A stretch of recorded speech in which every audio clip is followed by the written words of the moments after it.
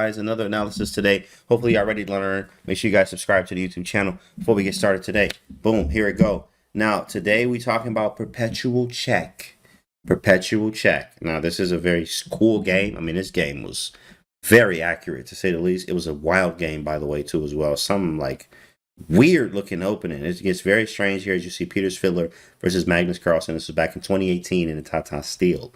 So I think this is 2018. Let me just make sure. Yes, this is 2018 Tata Steel. So in White Can Z. So super strong tournament. Obviously, Peter Svidler versus Magnus. And this one's called Perpetual Check, right? So Perpetual Check, and what you're going to see here is actually what it is a check, a continuous check of the same, like check. It could be a number of ways of doing it, but you're checking because maybe you need to, maybe you don't want to play it anymore, maybe you're afraid you're gonna mess it up, maybe you have to. Is this avoiding perpetual check or actual perpetual check? You're going to find out right now. Here we go. First move C4. We got an English. Wow, something different. And then Magnus plays E6, which is a very flexible, universal move. You could play some F5 in there. A lot of stuff you can do. E6, knight to C3, and bishop B4.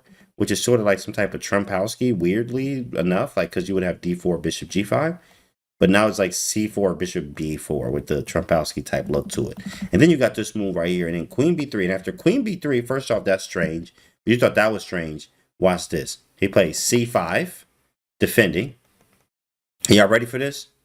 Y'all ready? And then this is what Big Pete played. Knight to B5. Wow. What the heck is this? This is strange already. Knight D6.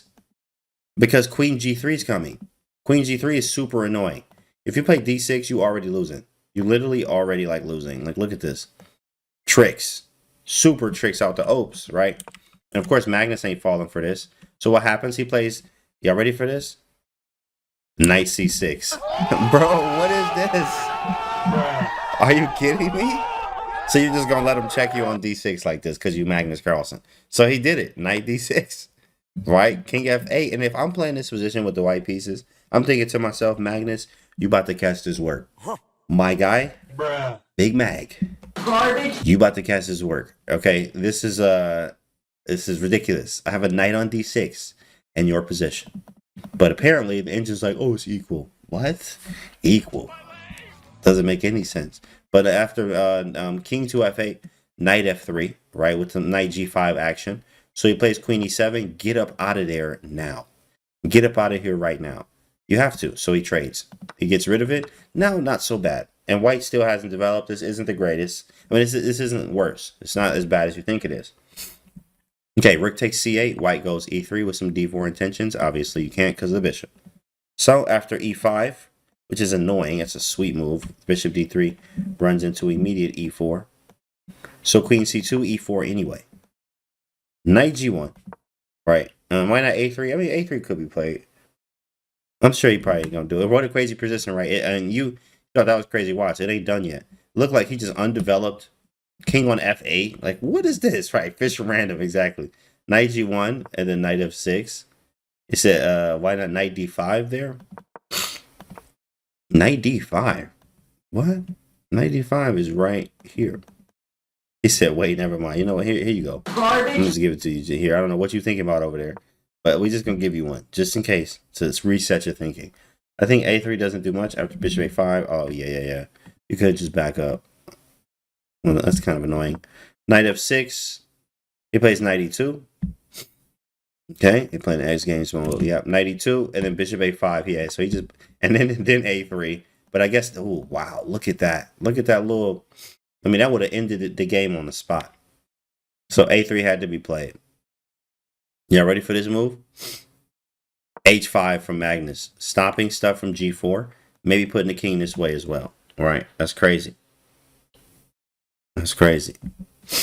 And that pawn will be available and the rook will be threatened. So you're talking about back here? Oh, you're talking about right here, A3.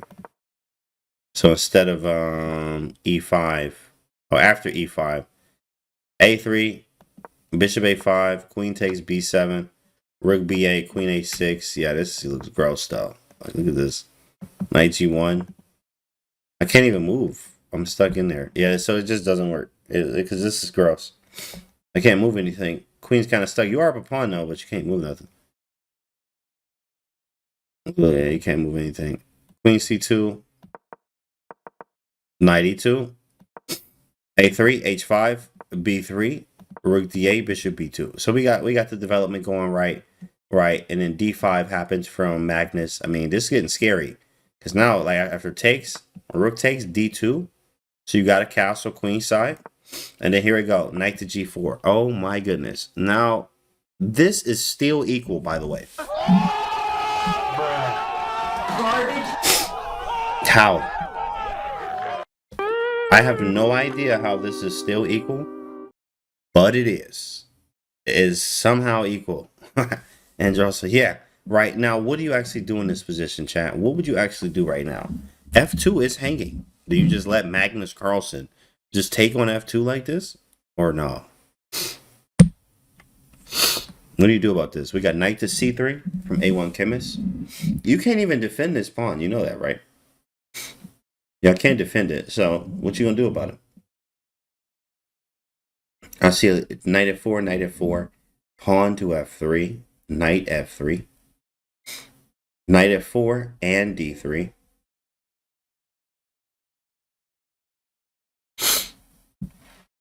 Just say it is what it is, right? Because you threaten mate if it takes on c3. Okay, it's a trap. All right. In fact, here's the move right here. Knight f4 does work. That's move number 2 on the engine. Move number 1 is knight g3. Big Pete. Peter Svidler. Big Pete. He said, go ahead, Magnus, take it. Magnus is like, I will. Then he hit him with bishop c4. He said, activity trumps material most times. Activity trumps material most times. That is from Gary Kasparov. So hitting here, active piece here, active. The bishops, the 2 ops looking crazy, doing a thing here. Rook f1, file with a smile. Counterplay everywhere. Everywhere. This is Peter Parker, correct? Not Svidler. So knight takes d1. He takes on d1. And now you got to deal with, yes, I'm down in exchange, but look at your position. Your king is under fire. Rook to g5. And then rook to f1. Put the pressure on him.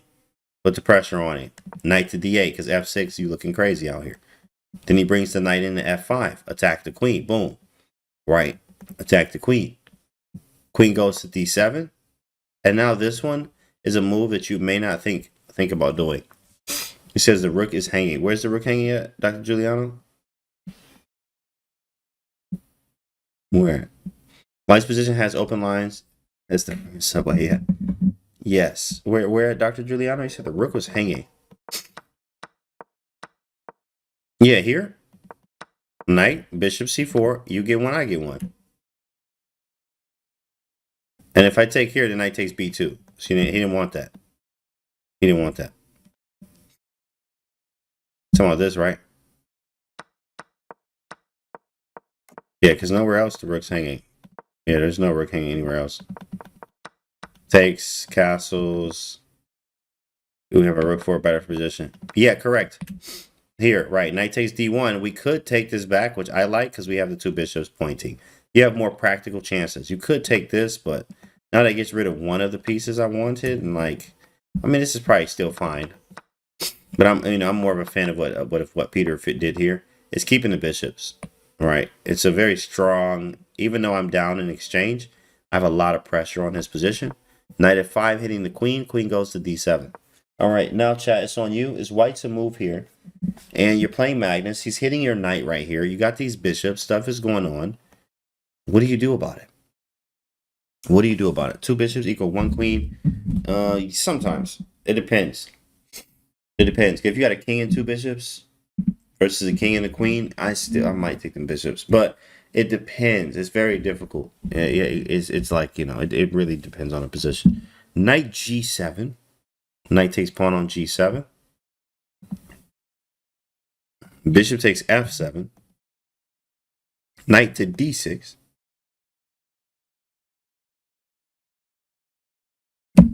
Queen takes e4. Flex real hard, right? Bishop takes f7.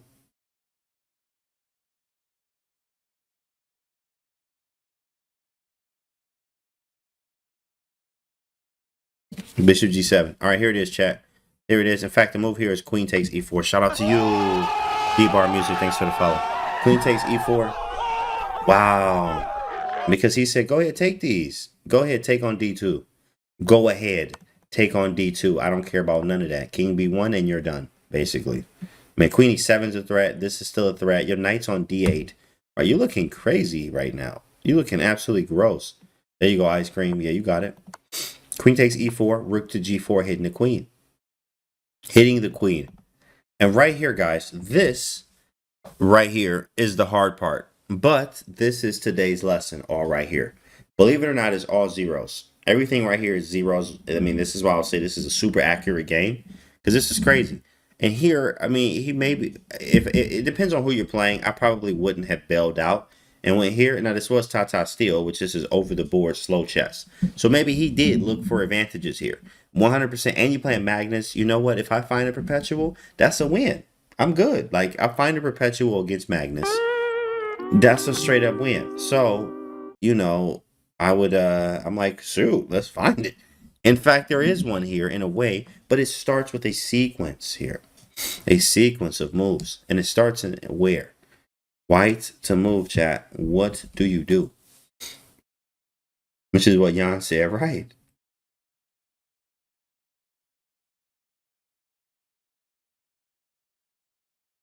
Exactly. What we doing now, chat? Bishop takes G7?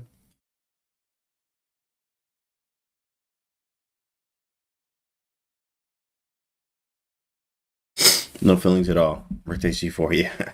Okay. A4. Here it is right here. Here it is. Bishop takes G7. Wow. From the first part of the combo. First part of the combo. Spank. And so he takes back. And then he takes again. And here we go. Magnus says, boom. Queen takes D2. Looks scary, but I just sidestep you. And then I'm telling you, I'm asking you what you're going to do about life. Like everything's covered. All the light squares are covered. Your pieces don't do anything. In fact, it's Magnus who is going to be super happy. So you're able to get a Perpetual here. And then he finds this move right here. He finds this move right here because it's Magnus, by the way. He played Bishop to C3. Wow. Threatening mates. Threatening check and mates. Threatening mate, bro. If you go Queen C2 and try to block it, I'd play King takes G7. And now you are down a piece. What? You was winning. Or it felt like it. Now you're just down a full piece and you're going to lose this game. So you can't go Queen C2.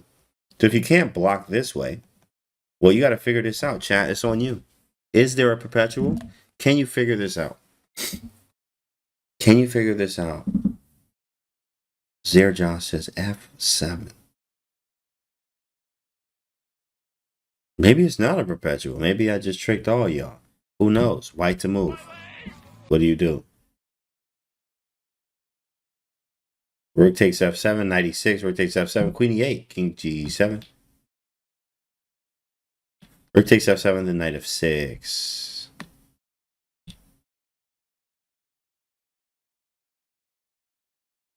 What do you guys want? Queen E8 or Rook takes F7?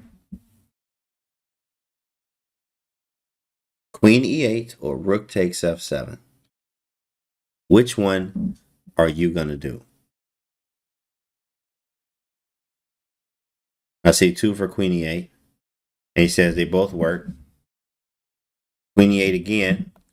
All right, y'all. Queen E8. That's beautiful. Queen E8. Lovely. Queen E8 is 100% garbage. It doesn't work. Garbage. Try again. Terrible. You thought you had him, and then Magnus can walk away with the dub after King takes G7. Right? And then you take Rook takes F6. Oh, that's cute. Oh, wow, I gotta take it. I don't have to take nothing. I don't have to take nothing. I'm gonna sit my king right here on H6, and I'm gonna stare at you extremely hard as I'm about to mate you in a few moves.